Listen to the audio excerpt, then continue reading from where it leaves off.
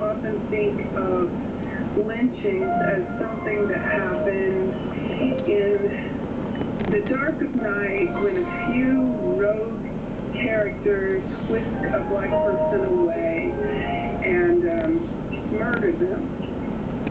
And maybe that's what's happening today in the lynchings that are occurring today.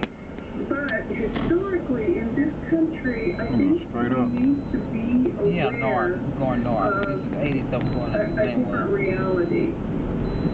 Lynchings in American history of black people have taken place in a ritualistic way. There's an order to it. And it looks like this. I'll illustrate with the case of Jesse Washington. Now, Jesse was a 17-year-old kid. He was a farm laborer in Waco, Texas. Texas was notorious for stuff like this. Here's the first part of the ritual. He was accused of murdering a white woman. Her name was Lucy Fryer, and she was his boss's wife. Well, he got a trial. It lasted about an hour, and the jury deliberated for just a couple minutes before they sentenced him to death. And what happened next is this pattern that happens throughout history in all these so-called spectacle lynchings. A crowd stormed into the courtroom. They seized Washington and dragged him through town. Now, sometimes they break the guy out of jail. Sometimes they go to his home and drag him away.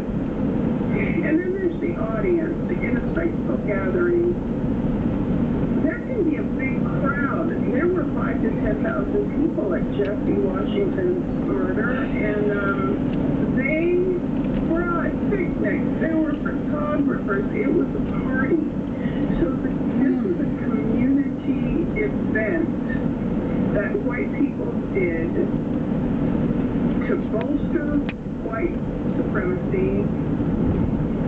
Oh, good. We're going to have a lynching, and let's plan for that. We know what goes into a lynching. It's always the same. Let me bring in the point about this being a family affair. Businesses closed, schools let out, and children were an active part of the lynching scene.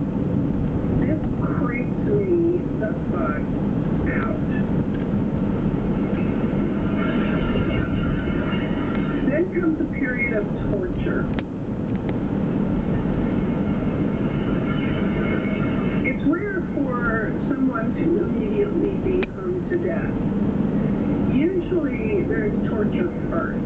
In the case of Jesse Washington, this 17-year-old kid, he was hung by a chain over a tree, and then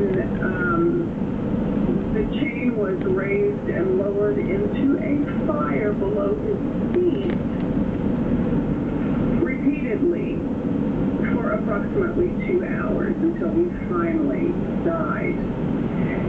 During this process, while he was still alive, he would occasionally try to pull himself out of the fire because his body was burning.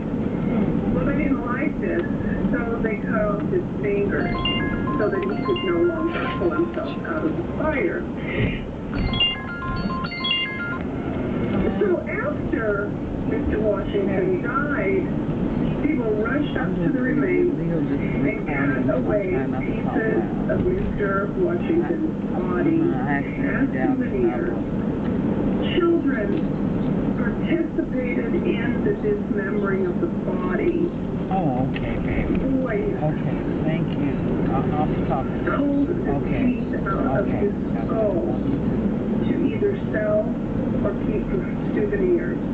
Now, it is not easy to get the teeth out of a young adult in their prime. They had to use force. They had to have teamwork. And the children did this. Children stood over his burnt body and pried or broke teeth from his skull while adults watched. Yeah. And then after it was all over, the photographers sold the pictures. They sold the pictures of the murder.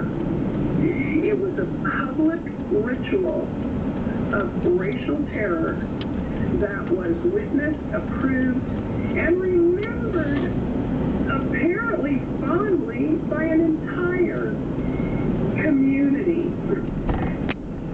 Our culture, such as it is, devised a system of ritualized murder of black people. Those kids lived on, and they raised kids. A kid who participated in a lynching raised children, and those children grew up, and their children are alive now.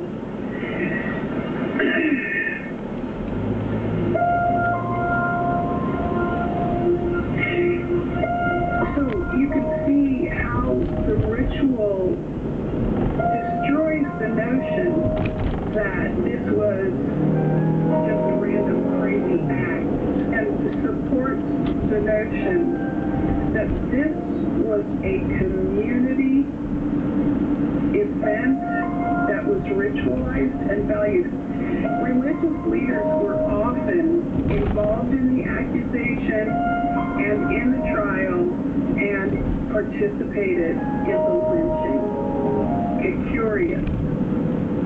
And as Isaiah 59:7 says, their feet run to evil, and they make haste to shed innocent blood. Their thoughts are thoughts of iniquity. We can understand why the Lord our God said that he hates Esau. Wasting and destructions are in their paths. Peace and blessings. Peace and blessings all. Praises to the Most High. And that was a lady named Kelly Snyder explaining the ritualistic nature of lynchings. And for that incident, she used the 1899 killing of a young 17-year-old black man, melanated man, original man, Jesse Washington in Waco, Texas. And she explained the pattern of the accusation, the trial, the deliberation, the sentence, and then the mob gathering, the taking him out of jail, and then the community event, where everybody in the community was invited, brought pigs, took pictures, participated actively in the murder of this young man. And all of the pictures that you see from lynchings, and I won't show them because YouTube normally flags, when you show those pictures, you always see children of their smiles. You know, adults looking, and they're taking pictures, and they're smiling with glee, and you know, they're posing behind the dead body of a man or a woman who oftentimes were falsely